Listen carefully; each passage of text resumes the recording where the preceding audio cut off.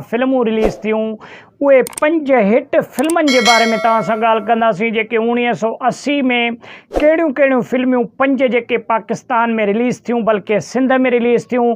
तमामु घणी उन्हनि फिल्मनि शोहरत बि कमाई ऐं तमामु घणा पैसा बि उन्हनि फिल्मनि कमाया। त दोस्तो सभ खां पहिरीं जेका फिल्म जी ॻाल्हि कंदासीं उहो आहे जलाल चांडे जी फिल्म।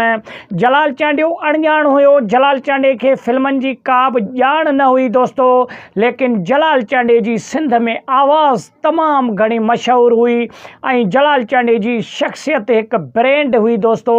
इन जे करे जलाल चांडे जेका बि थोरी घणी कमी पेशियूं कयूं फिल्म में, उन जे बावजूद बि माण्हुनि उन फिल्म खे तमामु घणो हिट कयो ऐं पाकिस्तान में उहा 1980 जी ॾियारी में तमामु घणी शोहरत बि हासिलु कई ऐं उन फिल्म तमामु घणी रेवेन्यू बि कमाए ॾिनी मालिकनि खे। त दोस्तो जलाल चांडे जो नालो एॾो मशहूरु हुयो सिंध में ऐं उन जो आवाज़ एॾो हले पियो, इन जे करे उन जूं फिल्मूं तमामु घणियूं रिलीज़ थियूं। त दोस्तो जलाल चांडे जी जेका फिल्म रिलीज़ थी उहा तमामु बहितरीनु फिल्म हुई ऐं उहा यूट्यूब ते हिन वक़्तु बि पियल आहे। जंहिं बि दोस्त खे घुरिजे त भले ॾिसी सघे थो सर्च करे।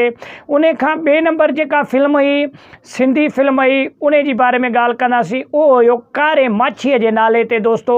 उहो हिकु वॾो धाड़ेल हुयो उन टाइम ते, कारो माछी। पोइ उन कारे माछीअ खां मुतासिर थी पोइ सिंध वासियुनि इहा फिल्म जेको आहे सो रिलीज़ कई कारे माछी वारी। उहा बि तमामु बहितरीनु अदाकारी हुई। उन में यूट्यूब ते इहा फिल्म मौजूदु आहे। जंहिं बि दोस्त खे अगरि ॾिसणी आहे त यूट्यूब ते वञी सर्च करे ॾिसी थो सघे। त दोस्तो उन खां टे नंबर ते जेका फिल्म हुई उहा हुई हैदर जे नाले सां। दोस्तो हैदर हिकु बहितरीनु जेको आहे सो हिकु अदाकार हुयो।